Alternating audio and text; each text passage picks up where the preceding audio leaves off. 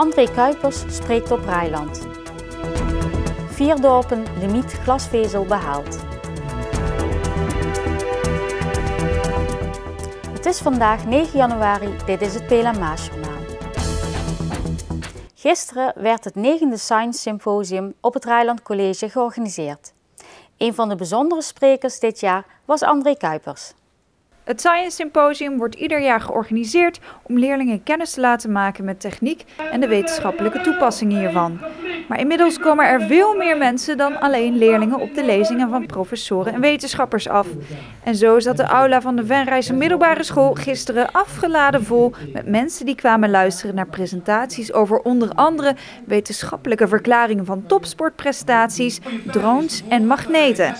En aan de stilte in de zaal te horen vonden de leerlingen dat wel wat leuker dan de normale klassikale lessen. Ik vond het erg interessant en ik vond het ook heel erg leuk om de drones te zien vliegen. En ja, er gaat natuurlijk nog veel meer komen, dus daar heb ik wel zin in. Ik vond het vrij wisselend. Ik vond de eerste presentatie vooral heel interessant. En daarna vond ik het iets afzwakken, maar ik vond het leuk om bij te wonen. Ja, ook als niet-NT'er eigenlijk is het leuk om wat mee te krijgen over de wetenschap en zo. Wat vond je het meest interessant of wat is je het meest tot nu toe bijgebleven? Eigenlijk het verhaal van beweging van topsporters vond ik heel leuk. Het is wel cool om te zien dat als je op tv zo Epke Zonderland ziet, dat er eigenlijk heel veel wetenschap achter zit op het moment dat hij zo'n oefening uitvoert. Ik sport zelf ook en het was een presentatie over topsport. Een heel hooggeleerde man heeft daarin zoveel mogelijk uitgelegd wat hij deed met de topsport en hoe hij de prestaties van sommige topsporters ging verbeteren. En dat vond ik toch wel heel erg interessant, want hij heeft zelf ook bepaalde topsporters dan ontmoet en daar vertelde hij wat over hoe die zijn als persoon, maar ook over hoe hij hen verder heeft geholpen. En ga je dan zelf ook anders kijken naar hoe je zelf sport, meer op een wetenschappelijke manier? Nou, toch wel een klein beetje, want je realiseert je als je aan het sporten bent niet hoeveel kracht en hoeveel natuurkunde erbij te pas komt, maar op deze manier wel. Naar beneden kijken, maar je kan ook het heelal ingaan en bijvoorbeeld op een komeet landen. Welk profiel doe jij zelf? Ik doe zelf een combinatie van het NT en het NG-profiel. En is het nu ook dat je door dit Science Symposium extra geprikkeld wordt om de techniekkant op te gaan? Nou, ik had mijn studiekeuze hiervoor al een beetje vastgelegd in de sociologie, dus nee. Maar het prikkelt wel mijn interesse voor de natuurkunde wat meer, ja. Nou, je merkt wel dat dit zeg maar andere dingen zijn dan waar je in de normale lessen mee bezig bent. Dus het is wel een leuke afwisseling van het normale programma. Weet jij zelf al een beetje welke richting je op gaat, wat je wil worden of welke studie? Ik wil University College gaan doen en dat is een studie waarbij ik verschillende vakken kan combineren. En dan wil ik waarschijnlijk economie gaan combineren met natuurkunde. Ja, ik wil naar de Technische Universiteit in Delft om civiele techniek te gaan studeren. Dus je gaat ook echt die richting op. Heb je ook al een idee van wat je dan uiteindelijk wil gaan doen? Dat nog niet helemaal. Ik zat altijd aan architectuur te denken, maar in ieder geval als het maar technisch is, dan is het voor mij prima.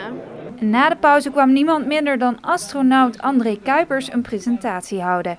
Hij vertelde de leerlingen aan de hand van veel beeldmateriaal over zijn leven als ruimtevaarder.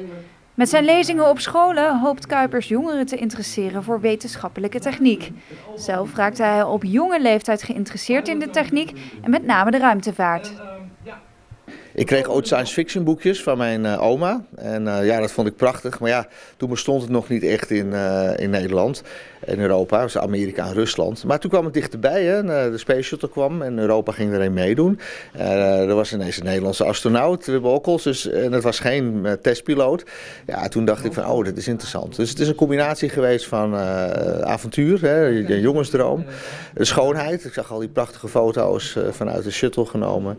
En ik zag ook dat het heel nuttig was, hè, dat er heel veel onderzoek gedaan werd en dat het de mensheid een beetje vooruit helpt.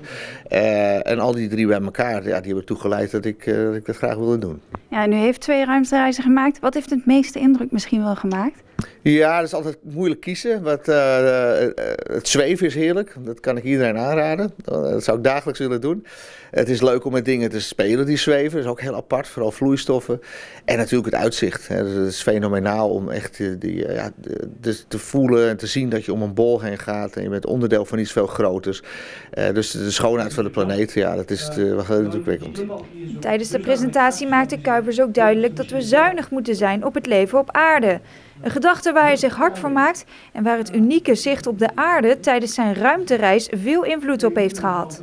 Dingen die ik wel wist, die zie je dan ineens. Een heel dun dampkringetje. Je ziet enorme hoeveelheid lichtjes op de aarde, wat maar groeit en groeit. Ontbossing, erosie, luchtvervuiling. En dan word je een beetje meer bewust van dat de aarde beperkt is. Dat heb je niet door als je op de grond staat. Tenminste, je weet het wel, maar ik voelde het ineens. Ja, vandaar dat ik me daar en met mij vele andere astronauten meer bezorgd over ben gaan maken. Maar is het niet mogelijk om met de toekomstige ruimtevaarttechniek op zoek te gaan naar een menselijk leven buiten de aarde? Of zoals in de nieuwste science fiction film van Christopher Nolan, Interstellar, wordt beweerd, de mensheid te laten verhuizen naar een nieuwe buitenaardse planeet? Dat denk ik wel, maar dan hebben we het over hele verre toekomst. Dat is nog pure science fiction. Met de huidige technologie kan dat helemaal niet. Maar de techniek staat niet stil. En in de toekomst zou het heel goed mogelijk kunnen zijn dat je een soort generatie ruimteschepen hebt die de honderden, duizenden jaren over doen om bij andere sterren te komen. Maar het behoort niet tot de onmogelijkheden. Op dit moment gaan we zo langzaam met die oude technologieën die we hebben, dat is niet aan de orde op dit moment. Dus we moeten ons vooral nog druk maken om de wereld hier ook. Ja, zeker. Mensen zeggen wel eens, waarom lanceren we al die mensen niet het heelal in? Nou, waarheen? En bovendien, elke dag groeit ons planeet met 200.000 mensen. Dus dat betekent dat je per dag al 200.000 mensen ergens heen zou moeten lanceren. Ja, dus we moeten het zelf doen op onze eigen planeet. Ruim een week voor de sluitingsdatum van 15 januari hebben alvast 4 dorpen de limiet van 30% aansluitingen in de bebouwde kom gehaald. Veulen was eind vorig jaar het eerste schaap over de dam. Daarna volgden al snel Heide en Vredepeel en begin deze week stak ook Gijsteren de grens van 30% over. Glasweb Venray heeft 15 januari als steldatum gesteld.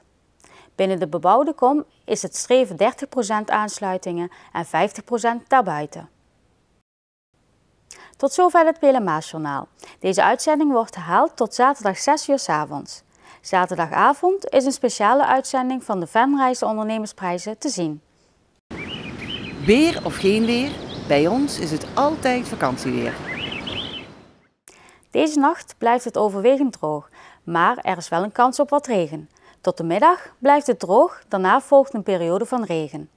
Het kwik komt rond de 13 graden uit en er zijn flinke windstoten te verwachten. Zondag wordt het zo'n 6 graden en is er tijdens de zonnige periode kans op een hagel- of regenbui. Ik wens u een fijn weekend en graag tot maandag.